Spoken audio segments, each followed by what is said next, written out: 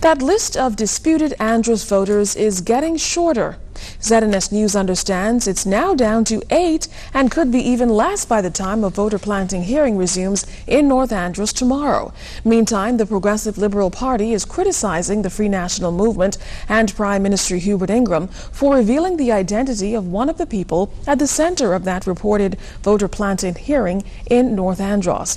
The PLP says it's nothing short of bullying. Shanique Miller has more. The Progressive Liberal Party slamming the Free National Movement for violating a privacy order put in place by North Andros Administrator Huntley Christie regarding the North Andros voter planting hearing. In a news release issued today, the PLP says Prime Minister Ingraham violated the law of the returning officer, hitting what they called a new low. The statement further says the Prime Minister is well known for bullying his own MPs and well known for attempting to bulldoze those who disagree with him. The PLP says Ingraham now attempts to act as judge and jury on an issue in a blatant attempt to influence the decision maker and parliamentary commissioner, letting them know very publicly the outcome he is demanding. On Tuesday night, as Mr. Ingraham addressed a constituency opening in Carmichael, he called on FNMs registered in a constituency anywhere in the country where they knowingly should not be registered to have their names transferred right away. The Prime Minister also addressed the first witness to appear on the North Andros hearing, a man who is a North Andros native and has investments going on the island and visits frequently. But the man has lived in and operates a business here in New Providence for many years. Here's what the Prime Minister said.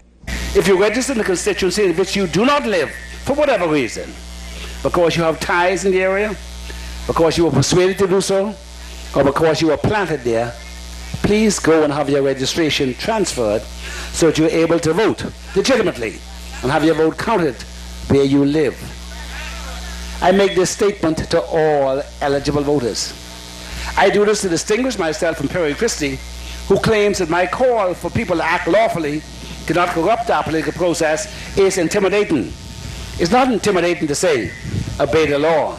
You know, people like Van Lock Fowler, of all-purpose steel, situated on East Street South, next to the teachers' salaried workers' building near Ridgeland Park, should never have been allowed to register to vote in North Andros.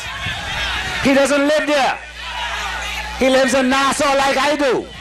After the PLP's press release, many debated that it was the PLP who first identified the man. On Friday, outside the administrator's office, here's PLP lead attorney and deputy leader Philip Davis.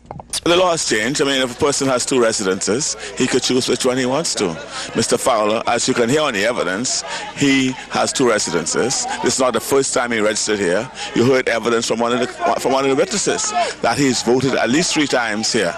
They never challenged him, which is revealing. That as long as he worked with them, they didn't challenge him. But as soon as he's decided, well, look, I've had enough of this, he then decides, well, now to challenge him. Which reveals what's happening from that side.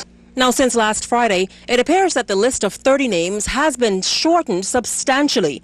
On Monday, we reported that 15 people had either transferred to another constituency or were in the process of transferring. Today, we understand an additional 5, 4 New Providence and 1 in Grand Bahama, were seeking to do the same thing, while a reported 2 have informed the objectors, mainly residents of North Andros and FNM supporters, that they do not plan to show up at tomorrow's hearing.